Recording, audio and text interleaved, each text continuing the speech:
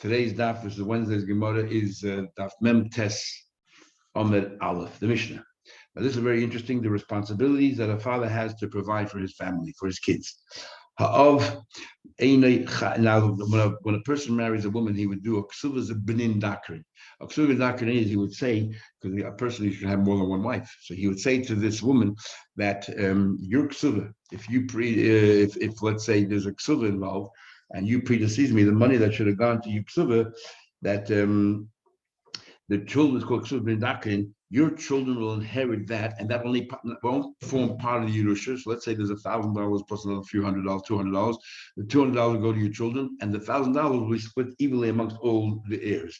So that whatever is entitled to your Kesuvah is called Kesuvos Daf, and is transferred to your children. And the other thing is that the daughters also will be provided for. That's called the Benon Nukvin. It's not Benin Dakin boys, but Benon Nukvin. That they'll stay in the house even if you pass away, and they'll be provided for until they become 12 and a half years old. They can fend for themselves, or until they get married. So, however, a person, this is what it says: a father is not responsible to feed his daughter. Doesn't mention sons here at all, just his daughter. Not chai, not obligated. But maybe there's a mitzvah of tzedakah, maybe there isn't, doesn't mention it. And that's important. Then the date of Azariah was appointed as the Nasi. This is the first din that he came out with, before the rabbis, they sat in the form of a vineyard, like these semicircles, so it's called Keren B'Yavne. Yavne is one of the places, the 10 places where they had the yeshiva. It was a place where they had the yeshiva at that time. Remember, Rabbi Yochanan and Bezakeh moved everything over to Yavne. Habonim Yishu, v'habonos Yizoinu. It says that the children will yarshin, and the daughters will be taken care of. So just like Mahabonim Ein Yoshin Elachami. So when do the children yarshin? Only after the person dies. The father, Afabonos, even the daughters, even though he promised her he'll take care of the daughters. When does that kick in? Just like the sons, Yerusha, which is after he died. After he died, but while he's alive, he's not chayiv to feed them. Says the Gemara, sounds like this is, if you read the Mishnah, this is what it seems to say. The Mezayin is, when it comes to providing for his daughter, he's not chayiv, hudayin the chayiv. But what about sons doesn't mention? Sounds like, but sons, yes. Otherwise, why just say children? By saying daughters, contrasting to sons, sound like sons, you are chayiv to take care of. That's number one. That's number one. Diuk number one. Diuk number two. Even the daughter, he says you're not chayiv, not obligated, but it sounds like if you did it, not only is it noble, but it's a mitzvah. There's no chiv. But mitzvah there is. So from our mission, it seems for sons you have a chiv to provide, give them food, and for daughters it's a mitzvah. Now we want to work out. There are three opinions, and none of them conform with this. Mani must say, who's also Mishnah? Loy Rameir, Loy Rabbi Yehuda, Loy Rabbi Yochanan Brek. The Tanya Benuz follows. Opinion number one. Now, opinion number one, Rameir and Rabbi Yehuda actually don't argue at all. They just argue as who is it more suitable? Who in logic? Who would you think you are more obligated to feed, your sons or your daughters? So there are two opinions, but they both, at the end of the day, agree that neither of them you have a chiv, but you have a mitzvah. Mitzvah of tzedakah. Feeding your kids after a certain age is a mitzvah of tzedakah. The Tanya, we learned, mitzvah is a mitzvah to feed your daughters, but surely is a mitzvah to feed your sons. Why? Your sons have one thing over your daughters. They have a mitzvah of learning Torah, and you should provide for them so that they can continue learning Torah. So sons, there's more of a mitzvah than your daughters because of the mitzvah of learning Torah. That's the opinion of one Yehuda made. Rabbi Yehuda says the other way around. Mitzvah is a mitzvah to provide for your sons so they can learn.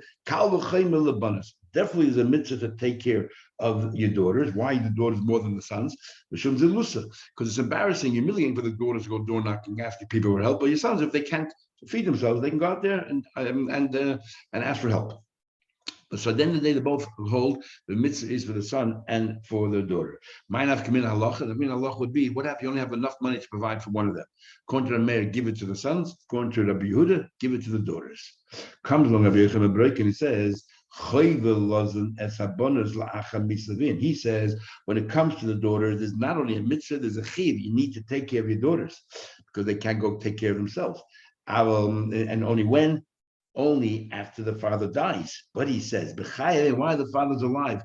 In that elu ve'elu ein in a second. Well, the father's alive, there's no chiv, no mitzvah, nothing. You don't have to take care of your children, boys, girls, you don't have to care at all. So Mani will say, who's the author of our Mishnah? Remember, our Mishnah says that daughters is the way we understood. Daughters is a mitzvah, and sons doesn't mention, because sons probably is a chiyuv. Nobody says that. If it's a meir, Amari says, boni mitzvah. A meir holds that what the children is a mitzvah, not a chiyuv. Rabbi Yehuda also agrees that bonim is merely a mitzvah, not a chiyuv. And if I miss Rabbi Yechim Beroika, then I feel the Mishnah. There's nothing. So who's over our Mishnah? And our Mishnah seems to say there's a mitzvah, there's a mitzvah for daughters and a chiyuv for sons. Rabbi Yechim Beroika there's no chiyuv, no mitzvah for anybody. So I can learn the Mishnah. All three of them could have been the author of our Mishnah. And your inferences are all wrong. And let's go through each one. I made one, I can tell you the Mishnah made. I can tell you Rabbi Yehuda. Let's start with Ameir. Your problem was Ameir holds that the girls are mitzvah, and surely the boys to second learn Torah. And our Mishnah seems to say that only girls there's no chiv, which means there's a mitzvah, and boys there's a chiv. Because otherwise, why is it omitted?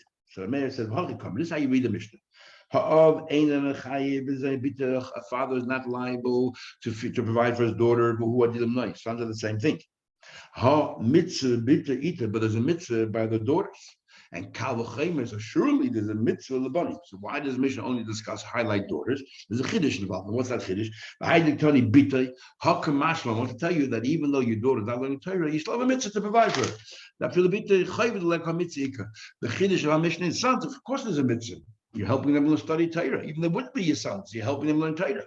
The chiddush is that even daughters, even though there's no chiyuv, even though the Mishnah says there's no chiyuv, the main purpose of the Mishnah is not to tell you there's no chiyuv. The Mishnah purpose is to inference, but the mitzvah there is. That's if you learn Mishnahs of Meir. Ibai said, I can learn the Mishnahs of Yehuda. So why does Mishnah only talk about a daughter when both of them have a mitzvah? This is what the Mishnah should be, how we should turn the Mishnah. You're not obligated to feed your daughter. Surely you're not obligated to feed your son. But there's a mitzvah, surely the son, but there's a mitzvah with the son, there's a mitzvah. Remember, Yehuda holds that there's more mitzvah by the girls because it's humiliating for them to go around. So surely the daughters have a mitzvah. So how come the Mishnah only talks about the daughters and not talk about the son? The reason why the Mishnah comes to bita is to tell you a son is a mitzvah tzedakah, of course. The chiddush in the mitzvah is that even the daughter is humiliating anything else. Don't learn like a b'yechem break it that there's a chiyuv to provide for your daughter. There's only a mitzvah. Hakamashlan that feel a bit the chayv like the your daughter. There's no chayv, it's a mitzvah. Now, if you want, I can learn Rabbi Yechim Beroika. You buy Rabbi Yechim Beroika. Now, what does Rabbi Yechim Beroika say? He says that for daughters there's a mitzvah, for sons a chiyuv, for sons is nothing. That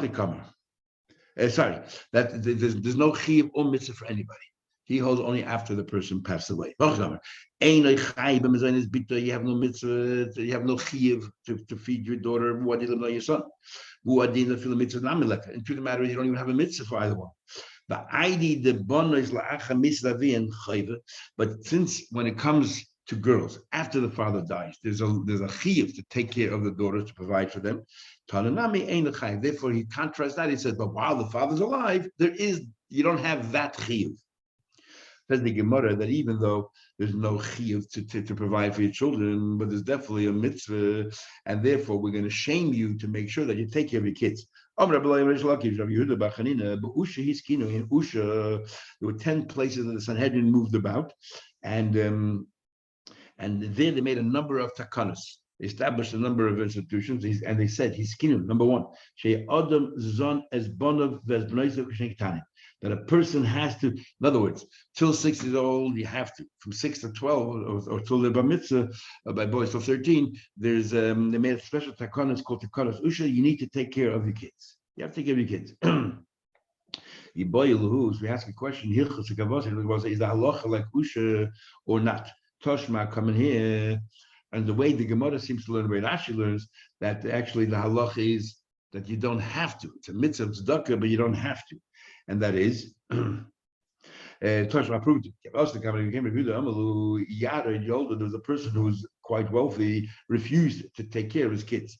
So Yehuda made a statement about this person, Yared Yolda, and there's an argument what Yared is. But sometimes an animal, like Rashi says, it could be a fish or a snake, or it could be a wild animal, and an animal does not take his kids. And yet, not interested in take care of his kids, throws it on the community and says, "You guys take care of this. I'll take care of this." Also, the comment of Chizda. So, what do we see from here? He just shamed him, didn't force him, because it's a right way Rashi learns that there is no chiyuv to actually go ahead and provide for kids over 6 years old. Just a mitzvah tzedakah, but a mitzvah that we're going to force you on. Similarly, he said, turn over the mortar upside down in front of the public. The leikum, let's force this man to get up on this platform. The layman, let him say about himself, that this raven wants to have children, and but that particular person, this particular person is not interested in taking care of his children. No, let him shame himself, but that's all they can do. They can only force him to shame him. They can't force him to actually give to take care of his kids. So the Gemara of says, when does the raven want the kid to receive? We say in davening, and it says in the that the children of the ravens cry out to Hashem. They want food. That means the parents don't take care of them. So like cash is not a problem. There's white and there's dark. Taisha learns of two different species. One of them is good to the children, one of them is not. And the Rashi learns it's the same species, but it starts out being white, and the mother sees the white one, not interested in helping out, because it doesn't recognize that it's his child. When it turns dark, then the mother becomes fond of it and takes care of it. So when the pasuk says that they daven to Hashem, it's while they're fledgling in their white color. But what do we keep from all of this? We can't really, that it's tzedakah, and therefore we shame them. That's about it. When this situation happened for Rava, are you happy that your children should be taken care of through tzedakah? When do we say that we don't force the father or the parents to provide for the kids when they can't afford it? That they're not wealthy. They're not wealthy. They probably could afford it, but they're just not wealthy. So therefore, we shame them into it. If they're wealthy, then kafinale will actually force them. Al korche. Rava kafil and Rava wants to force Rava to give tzedakah, and the apik, when he was able to extract from him dalad meya zuzah tzedakah, 400 zuzim for tzedakah, and taking care of your kids is the highest form of tzedakah, and therefore we would force. Traces here and traces of Abbas are much longer, and all the Rishonim here Chulun have a discussion, because there's a din that Bezin will not force someone at mitzvahs asation matins chara b'tzidah. Whenever the Torah wrote a reward for a mitzvah, we don't force like kibbud avein. We're not going to force someone to follow kibbud avein, because the Torah says the Torah gives you a reward. So by tzedakah it says also the Eibusher will bench you. That's a reward. So how can Rava force? So there's all kinds of explanations. Either Rava just cajoled, or here tzedakah is different, as the Rishon Rishonim say, because it's causing a loss to the poor, and therefore you're allowed to force. Others say because there are two lavim written by tzedakah, that's why you can force, not because of the mitzvah say. It's because the lav, it says don't be tight-fisted and don't hold back. So therefore you're allowed to force, and so on.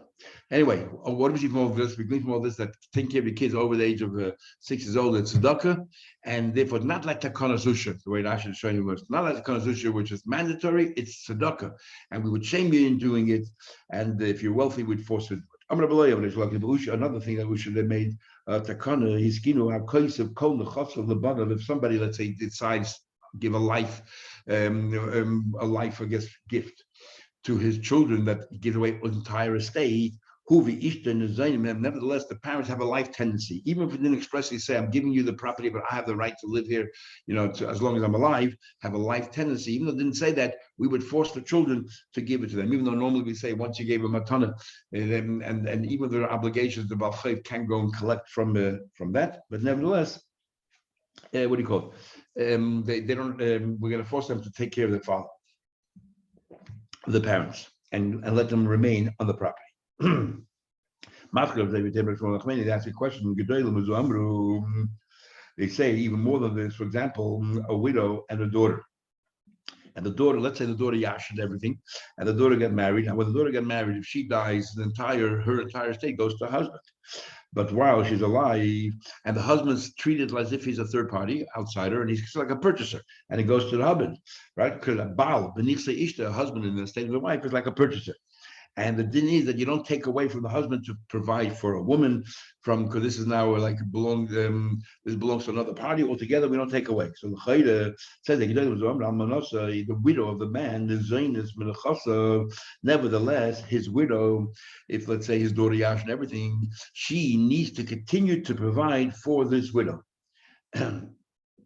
And if she dies and the husband takes over, he still has to continue to provide for this widow. So surely who be the bayis, the man himself, the cause of the widow continuing to receive sustenance. Surely the husband and the father and the mother need sustenance. What's the chiddush of your din? Of course, he can still live in the property. Says the Shalach Rabin Bigarte Rabin said the letter Misha made somebody die behind a widow and a daughter. Almanasa Nizayin Chasa, the widow could continue sustaining herself from this property. Nisas Habas, if she got married, Almanasa Nizayin Chasa, if she got married, Almana continues eating from the state. Mesa Habas, what happens? The daughter died. And now the entire estate belongs to the husband. Does it continue or not? The nephew of Rabbi Chanina says, is this story actually happened? But Amro, they said, definitely the almana can continue eating, even though now it belongs to the husband. And he's like a purchaser. And generally speaking, a purchaser, that's called the chasam mishabarim, don't have to feed the wife. But in the case of the widow, they continue on and she can continue being fed. We don't say he's a total stranger and nothing to do with his original estate. We say no, it's like the wife, and even though he's like a purchaser, and here's the difference. So the Gemara, who vi ishta, so surely he can the original, the father and mother continue eating. So the Gemara, no. The chiddush here is, the reason why I have to tell you is, but we might think almana is different than the original father and mother. Why is that? Oh, there's no one to take care of the almana. Who's going to take care of the widow? She's alone in the world. Therefore, it only is right that she should continue sustaining from this estate. Over here, he's still alive. The man, he can go find himself other things. Let him go ahead and get a job or something, take care of him himself. Kamar comes to teach you that no, that you need to, that he has a life tendency, even if you don't expressly spell that out. You lose. The question is, is the halacha like Rabbi Loi, or less the halacha is not like Rabbi Loi, who say that the father and the mother can continue living in the state. Says the Gemara. Was standing also, a person came along. He bent down and he kissed the knee of Rabbi Yenis. What in the world's going on here? Why did he kiss your knee? This particular fellow thought would be a nice guy, gave over his entire estate to the children. And they refused to let their. I mean, just think about the cruelty of the kids. The father gave them the entire estate, and then they threw the father and mother out of the house. I forced them to take the father and mother back into the house and take care of them. And therefore they appreciate that. And I helped the old man and the woman to live back in the house, so they came and thanked me. Now, if you tell me the halacha is that min hadin, they don't really have to allow the parents to remain in the house since he didn't expressly say so. Therefore, I had to force them because there's no such thing, and therefore they came and thanked me. But if you can tell me that this is mahadin, and that's the law. What do you come and thank me for? The law is that he can allow to stay there, not to thank me for. So therefore, it's a right that halach is not like that, but it's the right thing to do anyway. And therefore, that's why you thank me. So halach again is not like usha that that if you didn't expressly say that you want to stay in the property, we just tell the children to do the right thing and we enforce that. But mahadin, they don't have to. Okay, we'll stop here tomorrow, Mitzvah Hashem. Thank you.